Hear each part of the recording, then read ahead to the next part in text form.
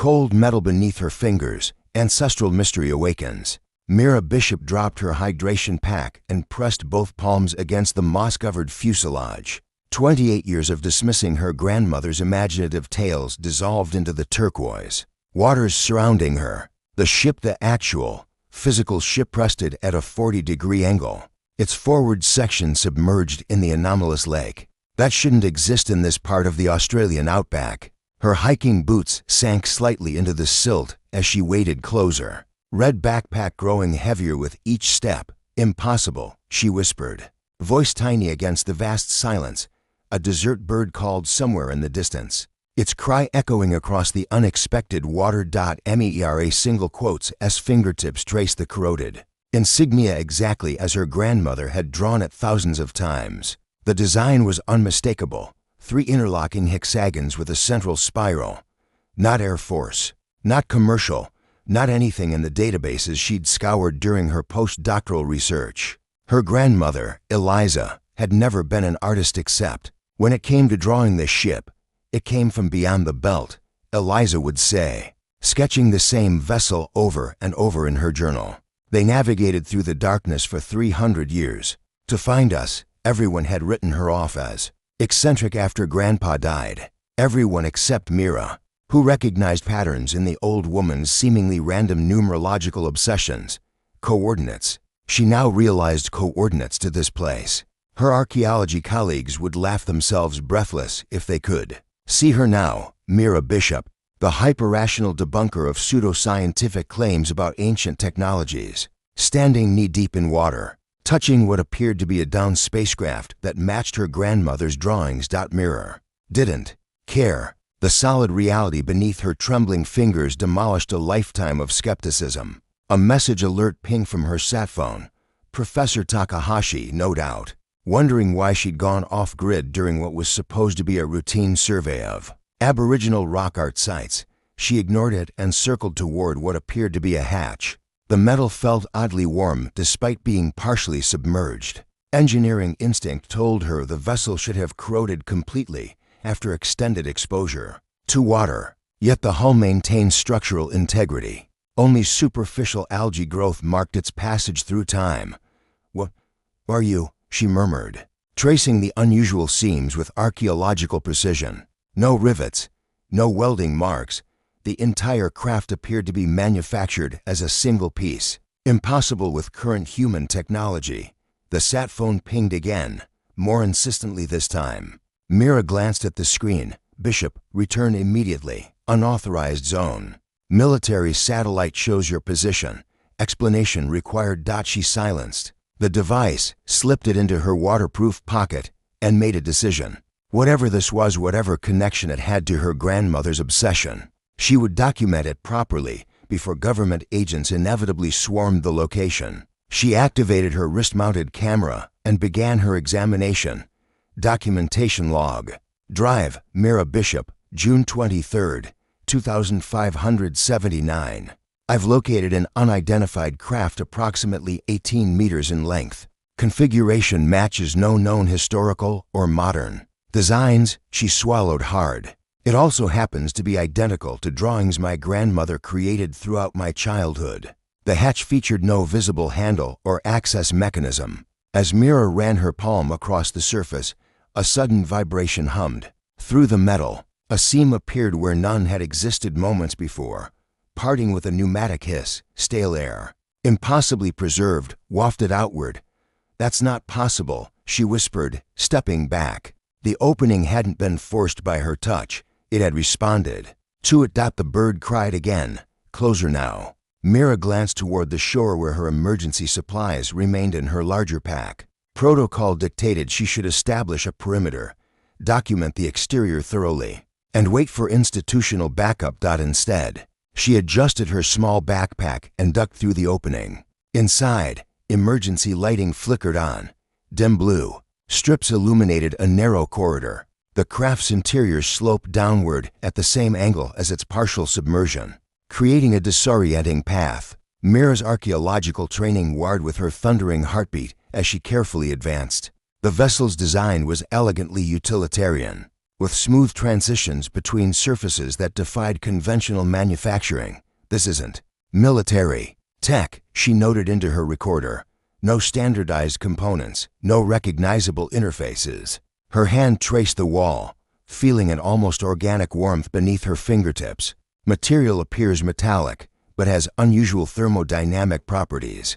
The corridor opened to a small chamber with 6 recessed alcoves, crew quarters, perhaps. Each contained a minimalist platform and storage compartments.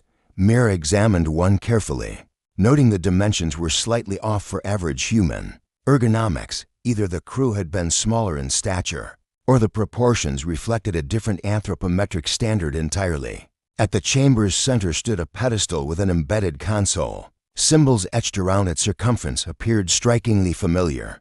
They matched the decorative patterns Grandma Eliza had doodled around the edges of her ship drawings, not random embellishments. Mira whispered, carefully photographing each sequence, an actual writing system. The console remained dark until her camera flash illuminated a small rectangular depression. It matched the dimensions of the pendant Mira wore, a parting gift from her grandmother. Never take it off, Eliza had insisted with uncharacteristic intensity. Promise me. Mira's fingers went to the silver rectangle hanging from her neck. The pendant had always seemed unusually heavy for its size, with an abstract design etched into its surface that resembled a circuit board. For 28 years, she'd kept her promise. Now, standing before a console with a matching recess, the coincidence seemed astronomical. Her scientific training screamed warnings about contaminating an undisturbed site. Her burning curiosity whispered louder. With trembling fingers, Mira removed the pendant and aligned it with the depression. It fit perfectly. For a moment, nothing happened. Then, with a soft hum, the console illuminated.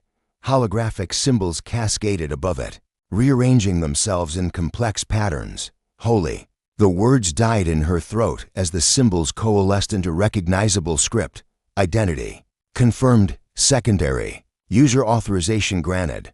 Welcome, descendant. The floor beneath Mira lurched. She grabbed the console to maintain balance as mechanical sounds reverberated through the ship.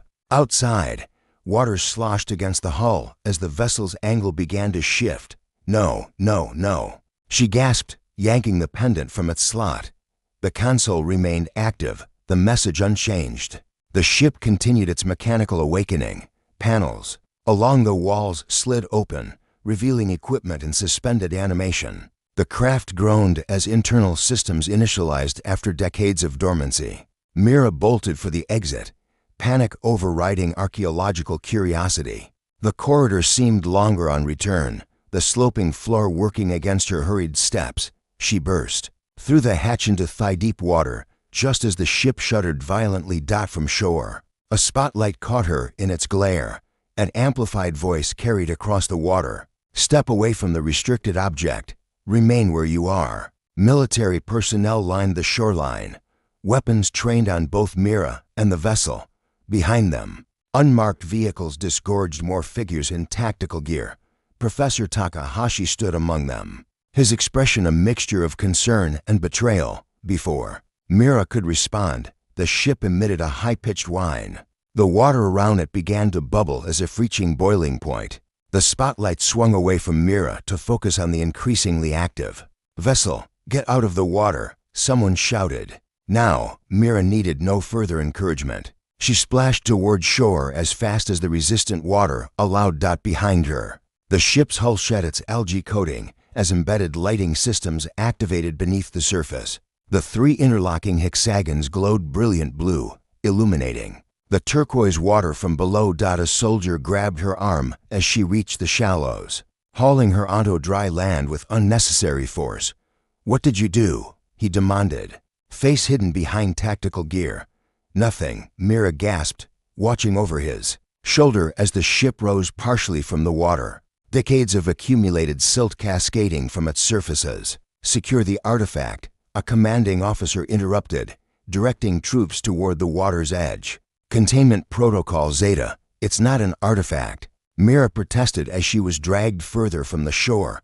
It's active technology. Those aren't standard propulsion systems. You can't just. A deafening boom cut her off as one of the soldiers fired something toward the rising ship.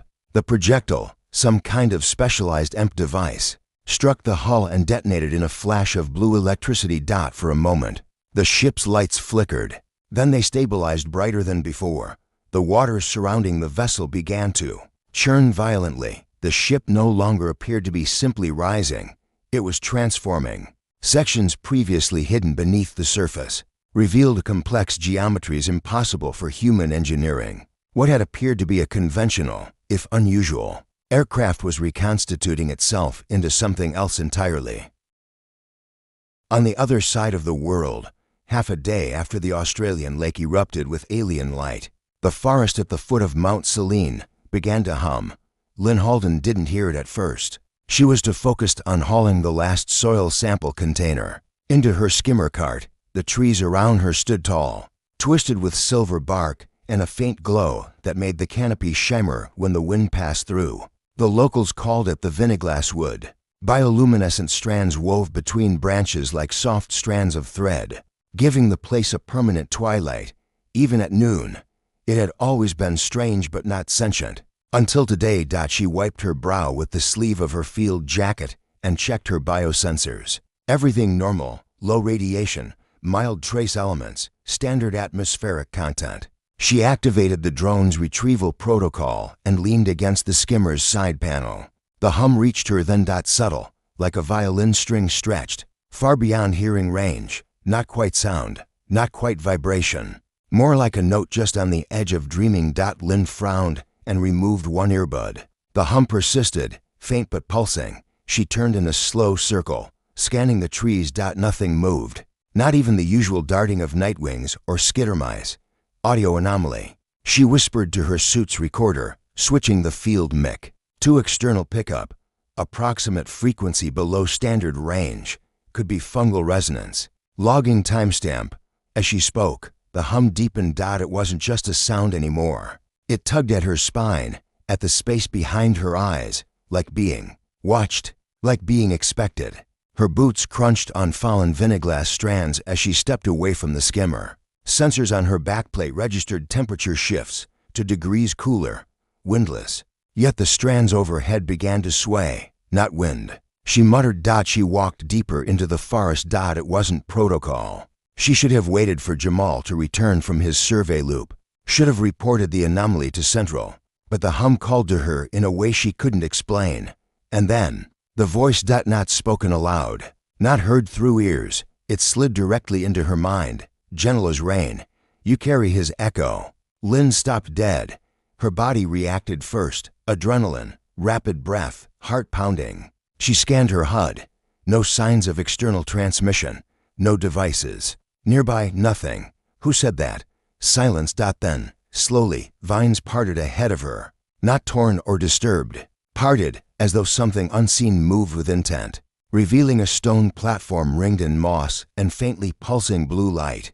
On the center of that platform stood a figure. A man. No, not a man. His skin shimmered like the vineglass bark, eyes bright with luminous rings. He wore no environmental suit, no mask. Nothing to explain his survival here. And yet, as he turned to face her, Lynn felt no threat, only recognition. You came, he said, as though they'd known each other long before. This moment. She took a step closer. Her voice wavered. Do I know you? Not yet, he said. Smile soft. But we've always been part of the same song. Lynn blinked, confusion warred with instinct, but curiosity won. She moved closer.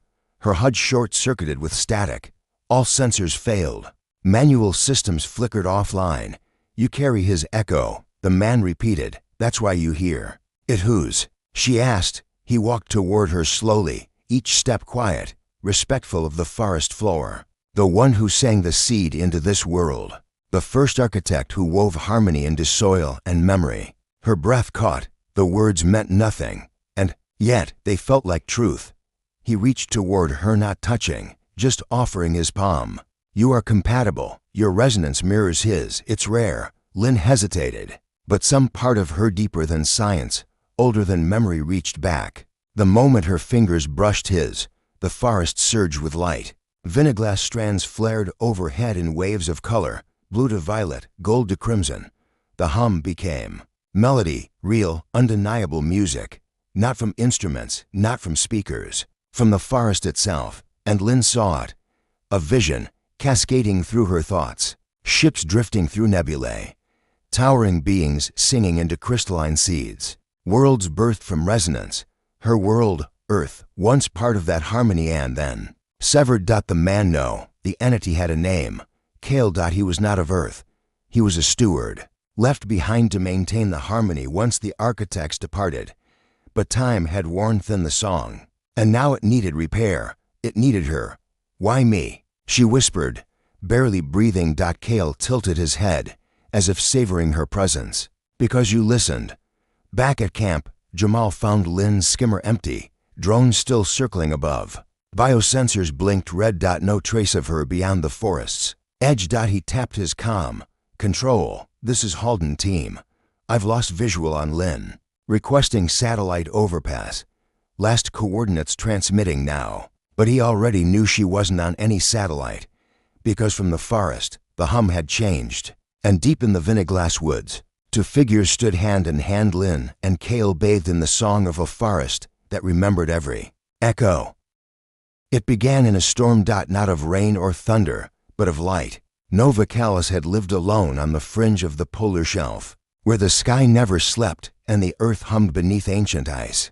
She harvested echoes, vibrational patterns locked in crystalline snow, and sent them back to her superiors in the orbital biosphere. No one visited the shelf. No one dared, except her, until he crashed from the sky. She heard the impact before she saw it, a rupture in the resonance, as if the planet exhaled. For the first time in millennia, the northern sky burned green, with auroras curling violently into one another. Her scanners exploded with unfamiliar metrics, and then silence. Nova packed a thermal pod, grabbed her sensor sled, and followed the direction of the disrupted ice tone. It led her beyond the fault line and into uncharted territory. What she found wasn't wreckage. It was a man. Curled in a cocoon of melted ice, surrounded by fractal metal that pulsed with soft cerulean light. Not dead, not unconscious, only sleeping, as though he'd fallen from a dream and hadn't quite decided if he wanted to wake. She should have called it in. Protocol demanded immediate relay of unknown biologicals, but Nova didn't, because the moment her gloved hand brushed his cheek, the resonance changed. It welcomed him, his name. When he woke, was ill or he spoke no earth language, yet his voice needed none. Their minds shared images, not words. She saw flashes of a world built from golden wind and light shaped into form. He saw her memories of frost moons and loss. He called her Nova of snow and watched her like she held the key to something sacred. You're not from here, she said, finally. Il or nodded, touching a small fracture near his temple wound that bled silver light. He'd been cursed, banished, sealed away in orbit centuries ago for disobedience, for falling in love with something forbidden. With someone human. Nova laughed bitterly. So you have a type, Iller smiled. His eyes were like starlight frozen in side mirrors. Not a type, a melody. For weeks, they remained in the ice cavern. He repaired what remained of his fractal armor using crystallized snow, and she taught him how to shape sentences with breath. They moved in sync without meaning to. He tuned the air to hum when she worked. She carved her name into a glacier, so he would always know it. But when orbital sensors began sweeping closer, Nova knew their time was bleeding out. You should run, she said. No, he replied. You've broken the curse. He kissed her. No fire, no desperation, only stillness, as if the universe had stopped to listen. When the recovery team landed on the shelf 3 days later, they found only silence. Nova's outpost was empty. Her last transmission static, except one line buried in background data. I think the stars are singing again. No one ever found the crater when they searched by satellite. But down in the shifting dunes of the Sahara's red desert, between stone arches older than recorded history, the winds knew where to carry the song. Ranya Nell crouched in the lee of a ridge, goggles dusted with ochre, listening to her sound sifter crackle with resonance. Not interference, not weather, something more. There it is again, she murmured. tightening the antenna. Behind her, Soren Dev, barely visible under his worn dessert cloak, shifted closer. "You're still chasing ghosts." "They're not ghosts," she said, tapping the screen. "They're harmonic fragments, layered, repeating in intervals of 13.2 seconds. It's a broadcast, or a heartbeat." Soren raised an eyebrow. From under the sand. They'd been traveling for 6 days, tracing a pattern Rania had stitched together from folklore, geology, and acoustic anomalies. Every night, she played back the recordings of the forest her grandmother once claimed had sung in her dreams. But this wasn't her grandmother's story anymore. This was real. And the song was getting louder. They found the edge of the crater at dawn. Not wide, no more than 30 meters across, but lined in glass, sand and ringed with jagged stones that hummed underfoot. The sun broke over the eastern rise just as Rania's sifter spiked into the red. "There," she said, heart racing. "Under us." Soren crouched and brushed away loose sand with a gloved hand. A dark surface emerged, smooth, metallic, curved. Not a rock, not a mineral, something made. "Ship?" he asked. Ranya didn't answer, because in that moment the hum shifted and became a voice. Not words, not spoken language, just presence, like someone breathing against the back of her neck. She stumbled, and Soren caught her elbow. "You okay?" It spoke, she whispered. He stared at her. "What did it say?" "I don't know, but it knew I was listening." They excavated slowly, clearing enough of the surface to reveal markings etched in spiral formations. Not human, but familiar. 3 interlocking hexagons, the same symbol from the others, the same her grandmother had etched into sand as she sang lullabies Rania never understood until now. They set up camp beside the crater. That night, the stars were too quiet. Soren couldn't sleep. He watched Rania from the other side of the fire, her face soft in the glow, her eyes fixed on the data tablet showing fluctuations in signal density. "You ever think," he said softly, "that maybe we weren't meant to find these things?" Rania didn't look up. "You ever think they wanted us to?" "Who's they?" She paused, fingers tightening on the tablet.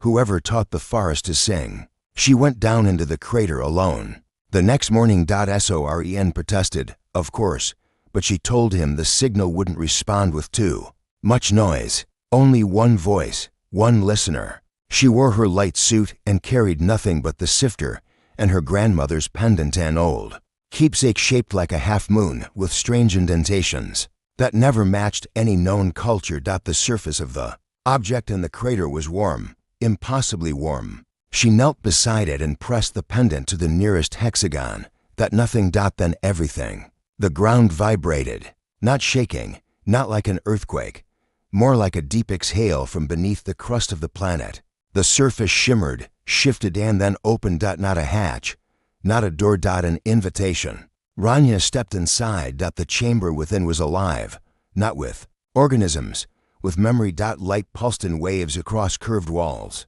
echoing the rhythm of her heartbeat, not mimicking it, matching it. She walked slowly, boots sinking into soft material like moss, but warmer. The air smelled like spice and wind. In the center of the chamber, a figure waited. Tall, androgynous, skin like polished stone veined with silver light, eyes that held starlight and sorrow. "You are the fourth," they said. Rania's voice caught. "What does that mean?" The fourth to answer. Their words didn't pass through her ears. They resonated in her ribs, soft, intimate, impossible. "Why me?" "Because you still listen." "What is this place?" The figure stepped closer. "An ark, a seed, a memory. We left them in the soil of your worlds, hoping one day your kind would remember the song." Rania swallowed. Her pendant vibrated. Faintly. "The others, the one in Australia, the jungle, the ice fields, they are waking. As you are." Rania's heart twisted. "So is this a war?" The figure blinked slowly. "No, this is a love letter." And then they touched her shoulder. The chamber melted away, and Rania saw. She saw worlds born from sound, civilizations sung into existence, architects who sewed memory into roots and orbit. She saw a child herself, dancing under trees that whispered lullabies. She saw Soren, his heartbeat woven into hers. She saw a storm coming, a convergence. A return. When she woke, Soren was cradling her in his lap, calling her name. She blinked up at him, dazed. You were in the vision. He exhaled shakily. You. We're gone. Ours. And then the whole crater just went still. She sat up, the pendant still glowing faintly. We have to go, she said. Go where? She looked to the stars. To meet the others, and for the first time, Soren didn't ask questions. He just held her hand. As the sky began to hum. The world didn't end when the sky split open. Instead, it whispered. Above the Vineglass forest. The clouds curled into spirals of violet and gold. Not a storm, something older. Something remembering how to become. Lynn Halden stood beneath the tallest silver-bark tree, her hand entwined with Kel's. She no longer wore her biosuit. No need. The forest had accepted her, and through Kale, she had learned to accept it. They had become part of each other's resonance. They're coming, Kale whispered. The others, yes. And no, you are the others to now. Lynn didn't fully understand. Not yet. But she felt it in her marrow, in the song humming beneath the soil. A convergence was beginning, across the world. Those who had answered the call, the echo bearers, were awakening. They weren't chosen by birth or blood. They were chosen by attention. By listening. And now the forest would sing back.